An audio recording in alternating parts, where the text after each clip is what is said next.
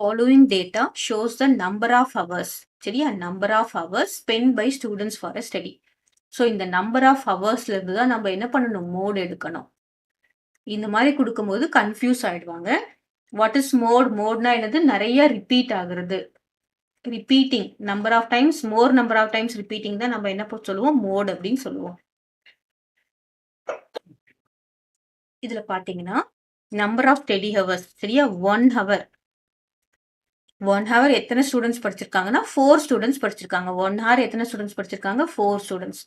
Next 2 hours எத்தனை students படிச்சிருக்காங்கன்னா 2 students. சரியா? Next 3 hours எத்தனை ஸ்டூடெண்ட்ஸ் படிச்சிருக்காங்க? 1. 4 ஹவர்ஸ் 2 பேர் படிச்சிருக்காங்க. 5 ஹவர்ஸ் ஒரே ஒருத்தர் தான் படிச்சிருக்காங்க. 6 ஹவர்ஸ் யாருமே படிக்கல. அப்போ இதுக்கு மோட் என்ன அப்படின்னு பார்த்தோம்னா நம்ம மோட் 4ன்னு போட்டுறக்கூடாது. சரியா? This is wrong. மோடு வந்து 4 கிடையாது. எத்தனை ஸ்டூடெண்ட்ஸ், மேக்சிமம் ஸ்டூடெண்ட்ஸ் தான் நம்ம பார்க்கணும். அப்போ மேக்சிமம் ஸ்டூடெண்ட்ஸ் 4 எவ்வளவு நேரம் படிச்சிருக்காங்க? 1 ஹவர் படிச்சிருக்காங்க. அப்போ மோட் இஸ் 1. சரியா? நம்ம ஃப்ரீக்வன்சி, இது என்னது? ஃப்ரீக்வன்சி.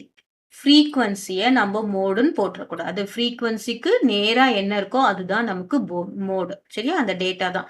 இது ஃப்ரீக்வன்சி தான். ஃப்ரீக்வன்சியை நம்ம போட்டுறக்கூடாது.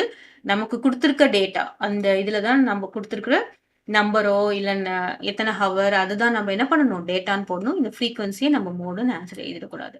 So the mode is 1, not 4. கிளியரா?